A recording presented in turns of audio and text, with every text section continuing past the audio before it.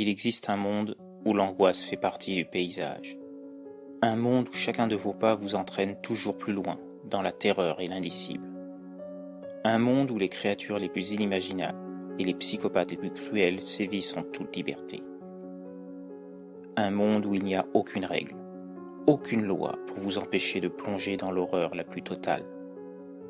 Ce monde n'est pas si éloigné du nôtre, et il n'appartient qu'à vous d'en franchir les frontières. Alors si vous aimez avoir peur, n'hésitez plus. Franchissez le portail et venez écouter les histoires de l'autre monde. Complainte pour un jeune monstre. 3e partie. Au fur et à mesure qu'on apprenait à se connaître, Svetlana et moi, on s'est découvert des affinités bien plus importantes que je ne l'aurais cru de prime abord. Sa passion pour la nature était étonnamment élevée pour un être humain. Enfin, en tout cas, par rapport à ce que je savais, de par les livres lus, les émissions visionnées sur cette petite boîte, la TV, que j'avais découvert chez Irina et Nastia, ou tout simplement parce que j'avais eu des différents types d'humains rencontrés lors de mon épopée.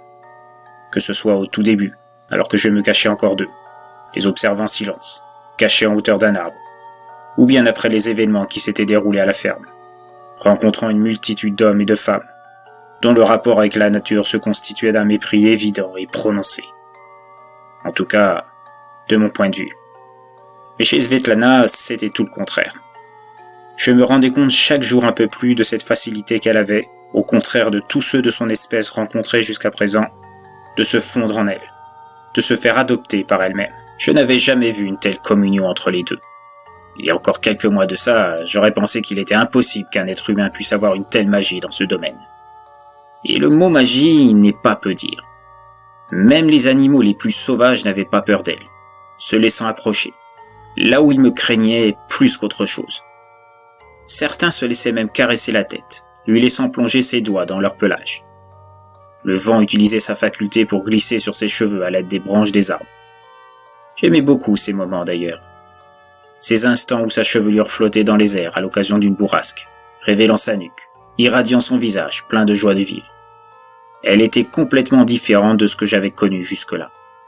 Elle était tellement en phase avec ce qui l'entourait que plusieurs fois je me suis posé la question si elle n'était pas Wicca sans le savoir.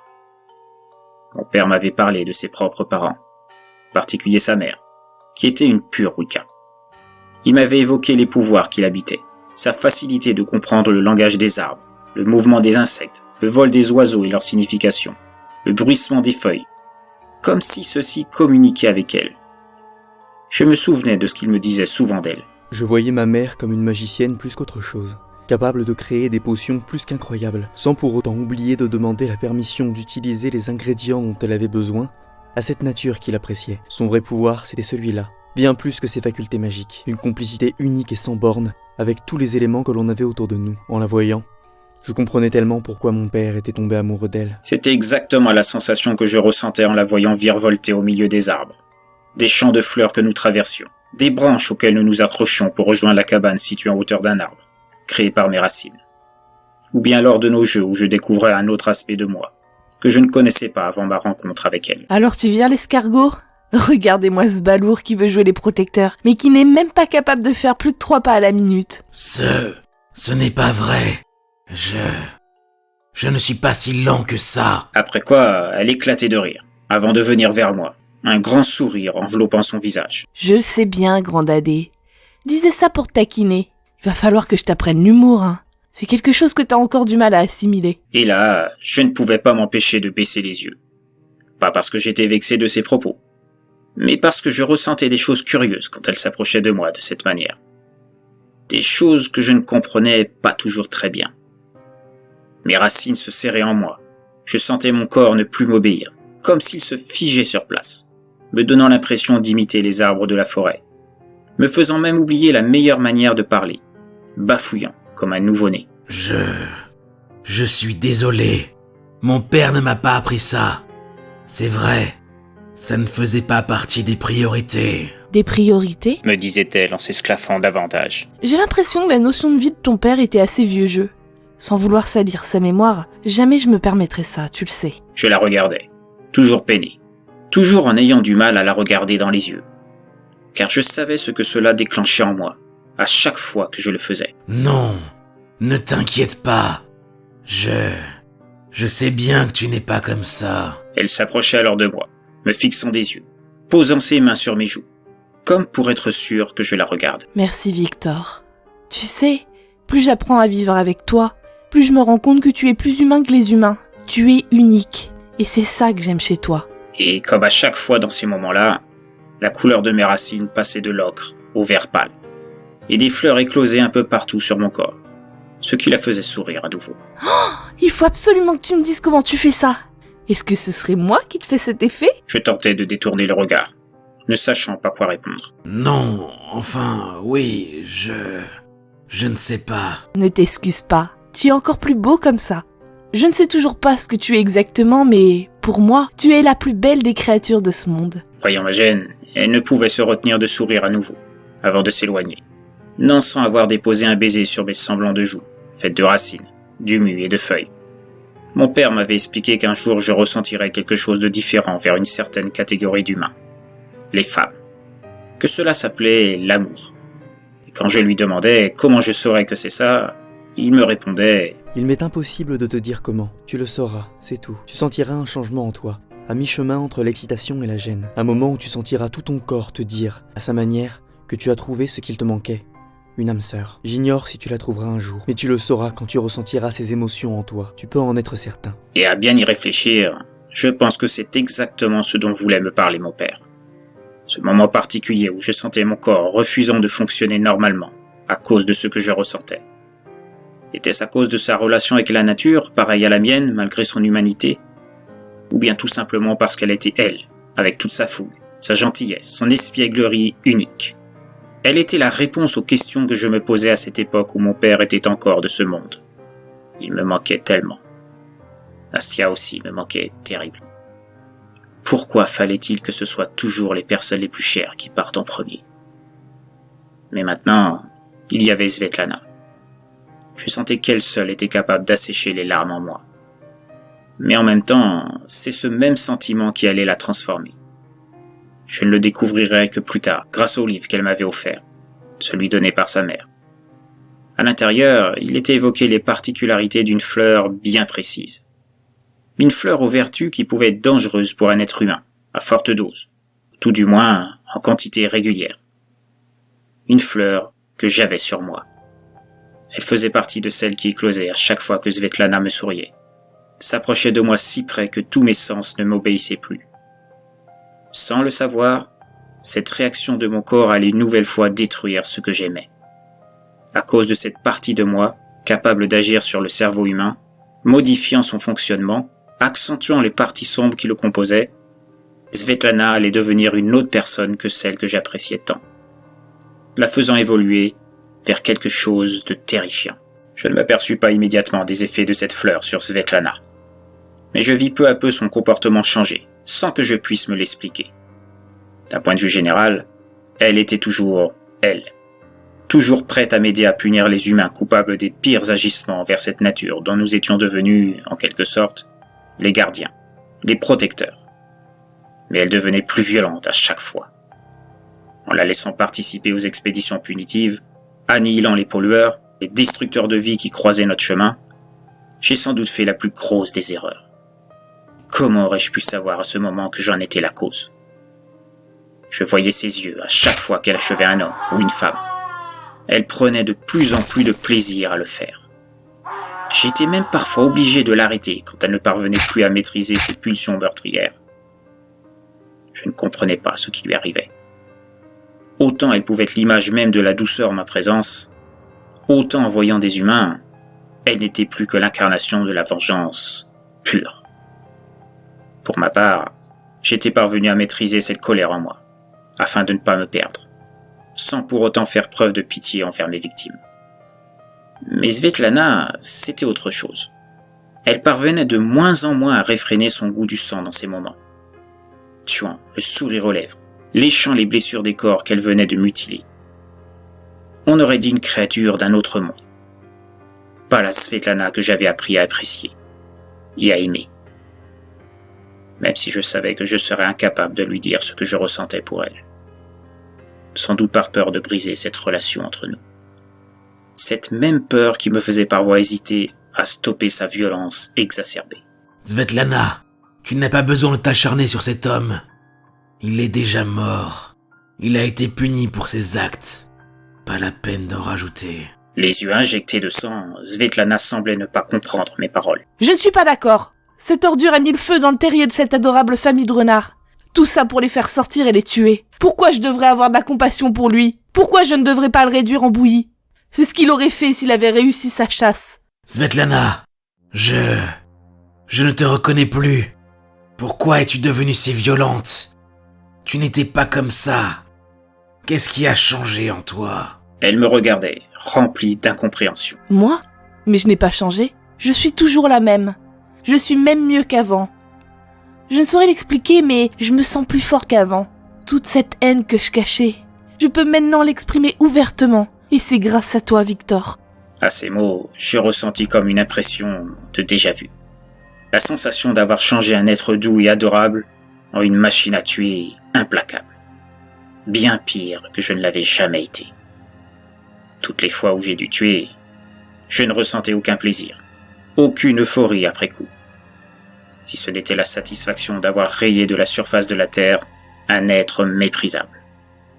Mais Svetlana, elle, ressentait du plaisir en tuant, en mutilant, en éviscérant à l'excès, arrachant parfois le moindre boyau, écorchant toute la peau d'un visage, découpant avec minutie des doigts, des bras, des jambes, énucléant les femmes, offrant les parties génitales des hommes aux carnivores de la forêt. Elle n'était plus Svetlana. Elle était un monstre. Je sais ce que vous vous dites. Utiliser ce terme, moi, Victor, ça peut paraître assez ironique. Mais c'est vraiment pour que vous compreniez à quel point Svetlana avait changé. De la pire des façons. Mais ce n'était pas le seul souci auquel j'allais bientôt être confronté. Un problème qui allait rappeler à mon souvenir certains de mes actes passés. Me rappeler le jour où j'ai tué la première fois, quand ces voleurs sont venus dans notre maison, à mon père et moi. Me rappeler le jour où Nastia m'a demandé d'arrêter Irina par tous les moyens. Me rappeler enfin ce moment où ma fureur destructrice a éradiqué non seulement Irina, mais aussi les hommes qui ne faisaient qu'obéir à ses ordres.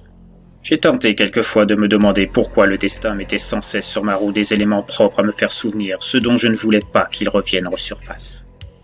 Éliminer des pollueurs, des humains, n'ayant aucune empathie pour la nature qu'ils ravageaient, ne m'a jamais posé de problème de conscience. Car je savais qu'ils le méritaient. Ceux qui avaient tiré sur mon père, eux aussi le méritaient. Irina également. Surtout Irina. Mais ces hommes qu'elle avait manipulés, c'était différent. Eux n'avaient rien fait. Et je les avais massacrés aussi. Et c'est cela qui allait se rappeler à moi, et m'entraîner vers une boucle sans fin où mes actes passés seraient l'origine des conséquences à venir. Sous la forme d'un policier, Sergueï, chargé d'enquêter sur le massacre perpétré à la ferme.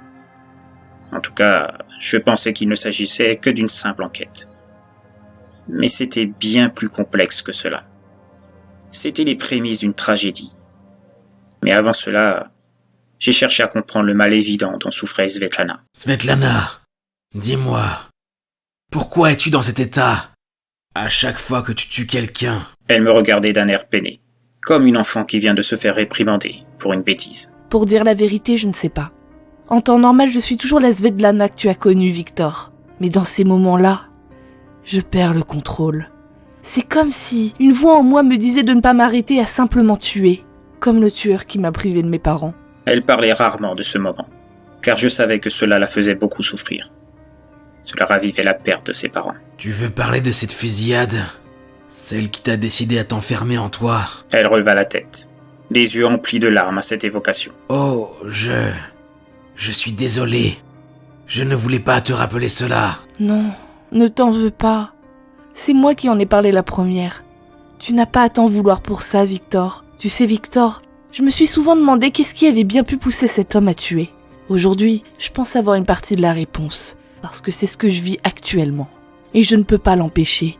Je ne sais pas pourquoi je fais ça. Je vis Svetlana tomber en larmes, et je ne savais pas quoi faire pour la consoler. J'ignorais les gestes qu'il fallait effectuer.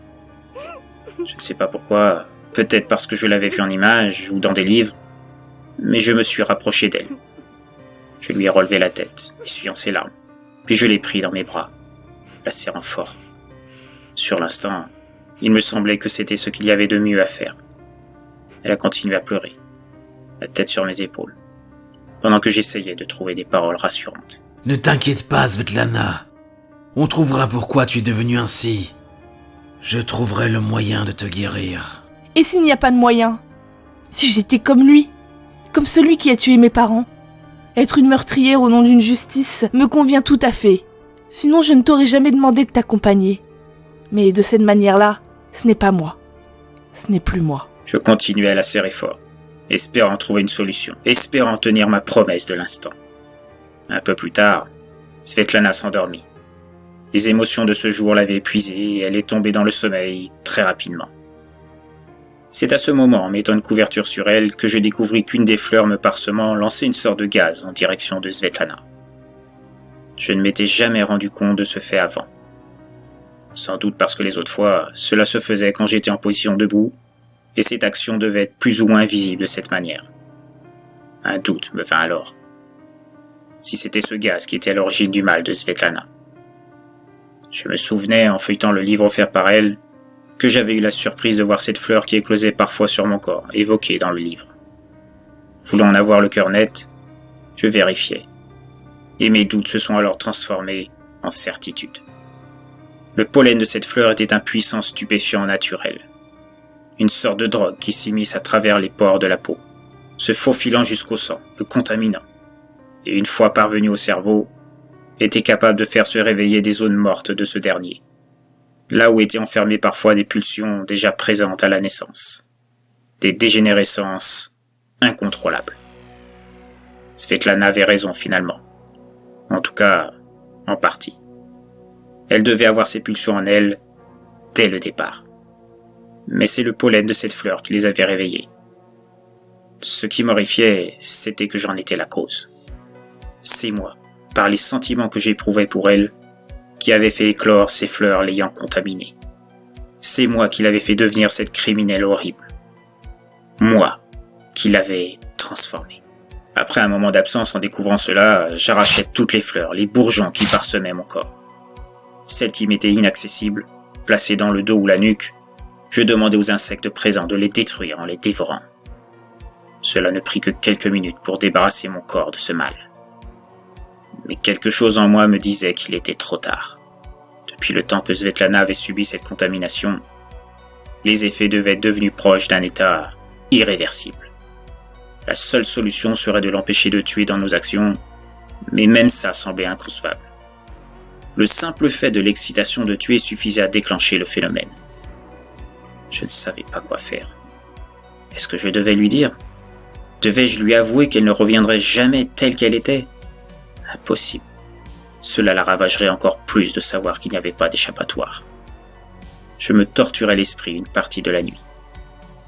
Puis rongé par la fatigue, je m'endormis aussi, me promettant intérieurement de réfléchir ultérieurement à la meilleure attitude à adopter envers Svetlana, et surtout savoir si je devais la tenir au courant, ou lui cacher ce que j'avais découvert. Quelques jours plus tard, un tournant inattendu de ma vie avec Svetlana allait arriver. Je vous ai parlé de ce policier, Sergueï. Il avait été chargé de trouver le ou les auteurs du massacre de la ferme. Et plusieurs indices l'avaient amené à penser que les disparitions nombreuses dans la région avaient un lien avec celui-ci. D'abord parce qu'ils avaient toutes eu lieu près d'une forêt. Pas toujours la même, car Svetlana et moi nous déplacions souvent. Et surtout, nous ne pouvions pas effacer toutes les traces de nos victimes. En grande partie due à la frénésie meurtrière de Svetlana. Certains morceaux ou taches de sang nous ayant échappé, malgré notre propension à nous débarrasser des corps pour ne pas attirer l'attention. Mais nous n'étions pas des professionnels de ce genre de choses, et forcément, un œil aguerri comme Sergueï ne pouvait manquer de les trouver. C'est ainsi qu'un matin, nous nous sommes trouvés nez à nez avec le fameux Sergueï. Nous étions à peine endormis au pied d'un arbre, quand ces cris nous sont parvenus. Levez-vous tous les deux, les mains en évidence et pas de gestes brusques. Surpris de ce réveil inhabituel, d'autant plus que la discrétion de Sergueï pour avancer dans la forêt, trahissant sans doute un passé militaire ou quelque chose d'assimilé, ne nous avait pas permis d'anticiper sa venue. Et bien que je ne craignais pas les armes humaines, je m'exécutais. Plus par désir de protéger Svetlana, qui, elle, n'avait pas mes facultés. Et surtout, je voulais savoir si quelqu'un d'autre risquait de venir en plus de lui. En nous mettant debout, après que j'ai réveillé Svetlana, Sergueï ne put étouffer son étonnement. Putain de merde, t'es quoi toi? J'ai jamais vu un monstre pareil. Je tentais de discuter. Écoutez, nous ne vous ferons pas de mal, mais baissez cette arme dans votre propre intérêt. Svetlana renchérit. Ouais, ça vaut vraiment mieux pour vous. Vous ignorez de quoi on est capable. Non mais je rêve, vous me menacez.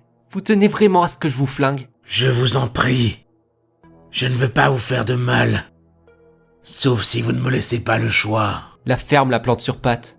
Et dis à ton esclave de pas tenter une connerie. Svetlana s'offusqua. Attends un peu, c'est moi que tu traites d'esclave?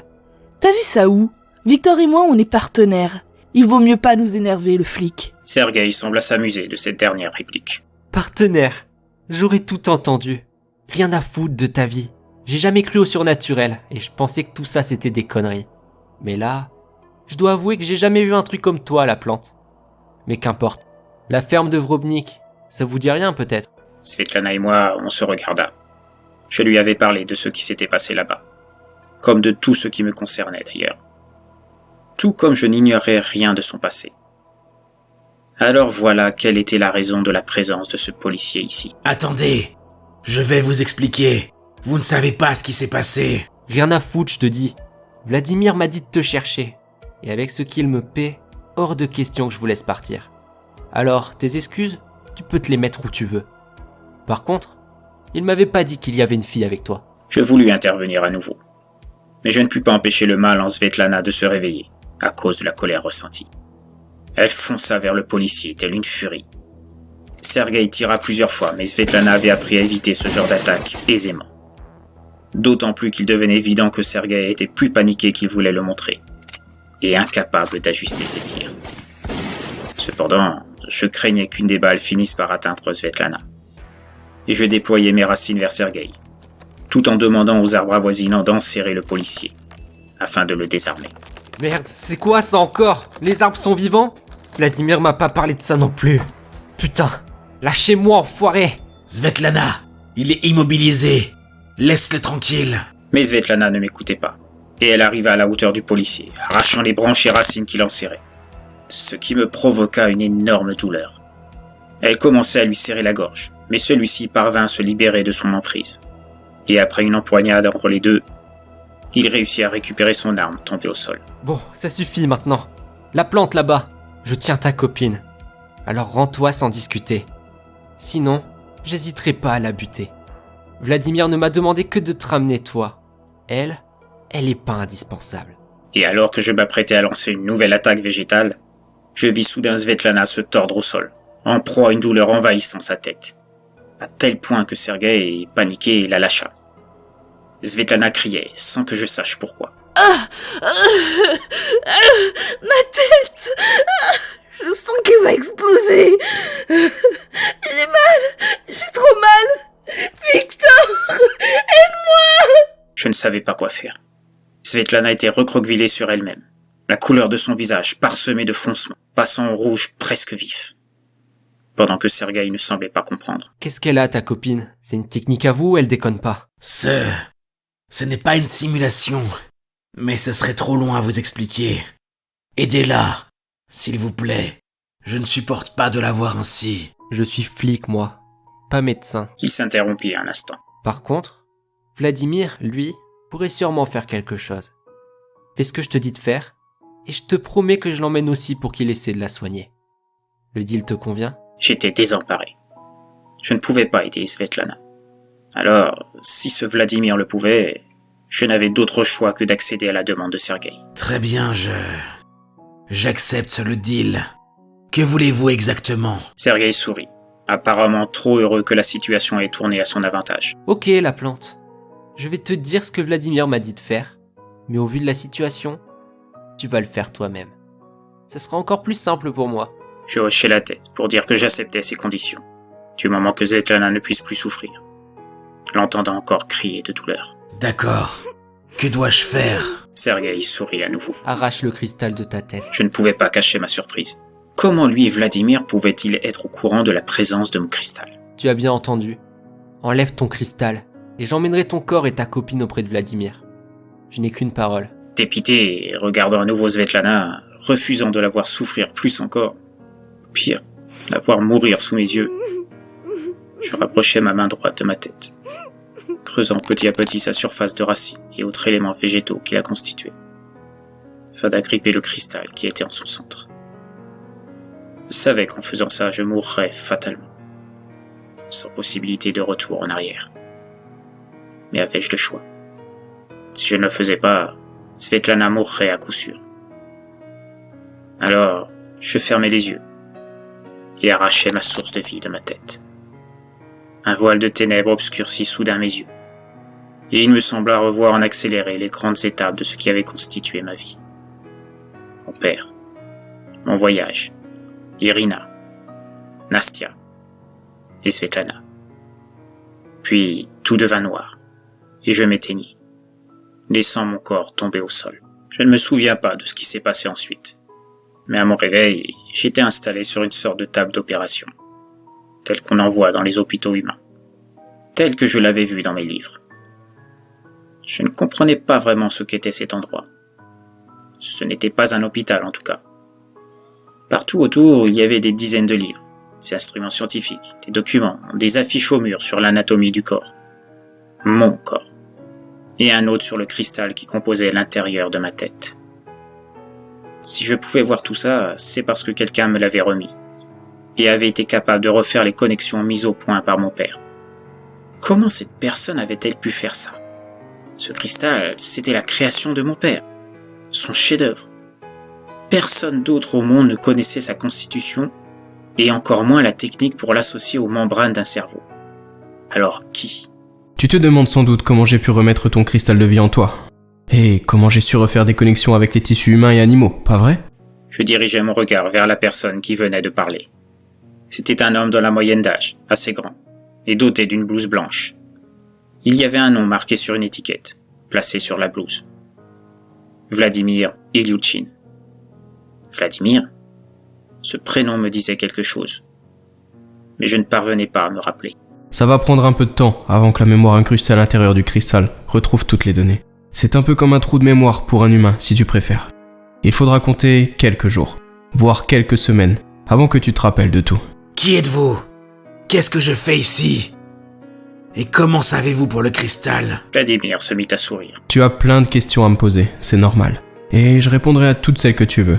Mais avant, il faut que je te parle de Svetlana. Tu te souviens d'elle? Ou bien ce souvenir ne t'est pas encore revenu? Svetlana? Oui, je revoyais son visage. Je me rappelais notre vie ensemble. Je revoyais tout ce que nous avions fait. Je me souvenais des sentiments que j'avais pour elle, sans jamais avoir pu lui dire. Bon, je pense qu'il n'y a pas de méthode douce pour te le dire. Svetlana n'est plus de ce monde. J'ai fait tout ce que j'ai pu pour la sauver, mais je n'ai rien pu faire. Il s'interrompit alors que je sentais la tristesse monter en moi. Svetlana était morte. Ce n'était pas possible. Comment? Je pensais que ce Vladimir pouvait la sauver. Je me souvenais de ça. De Sergueï aussi. Je te vois un peu abattu, et je le comprends. Mais en fait, elle est en toi à présent. Ou pour faire plus simple, elle est toi et tu es elle. Elle était moi? J'étais elle? Je ne comprenais rien à ce qu'il me disait. On ne pouvait pas être dans un même corps. Même un corps comme le mien. Je voudrais aussi préciser que c'est elle qui l'a demandé.